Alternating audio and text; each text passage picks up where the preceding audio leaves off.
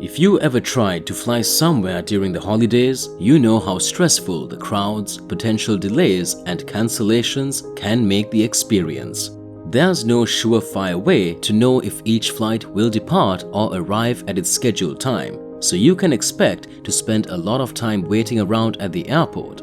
Having to go through airport security and have your bags checked before finding out your flight has been cancelled or delayed is extremely inconvenient.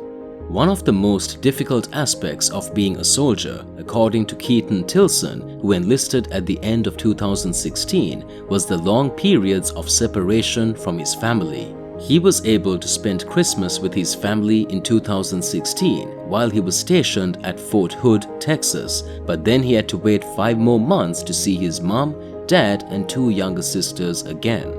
Tilson was not expecting any time off for the Memorial Day holiday in May of 2017, so he was ecstatic when he found out at the last minute that he would have 4 days off. His mother, understandably thrilled, called him, but she decided not to tell the rest of the family in case he didn't return. This was because flying was the only option for him to return to his hometown of Granite City, Illinois. It seemed difficult to book a last-minute flight on a holiday. It really was an annoying roadblock. Tilson had planned to fly out of DFW that night on his standby ticket, but he ended up spending the night at the airport instead. More and more flights left the airport the next day without Tilson on board, and the situation did not improve. I thought it was great at first, the seats were available.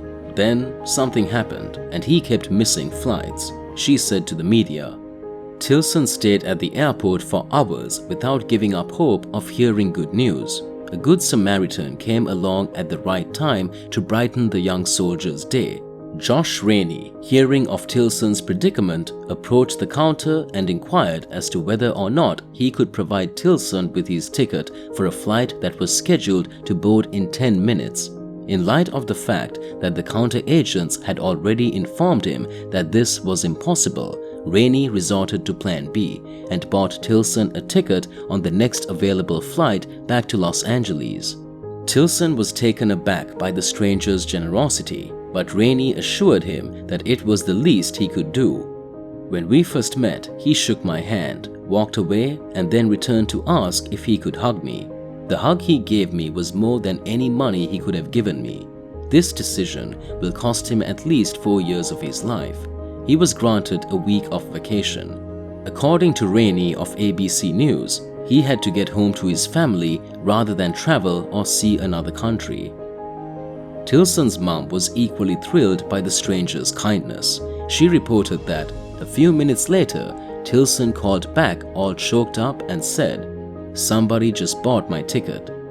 Tilson hugged and talked with Rainey again on the plane for his gratitude. Tilson learned that Rainey was a neighbor and that his father had also been a soldier. Tilson's loved ones wanted to do more to show their gratitude to Rainey, but he told Fox News that a simple hug was all that was necessary. That was absolutely priceless. How did you feel about Josh Rainey helping out a young soldier in distress? If you were in their shoes, would you have acted similarly? Tell us and please share this with anyone you think would be interested.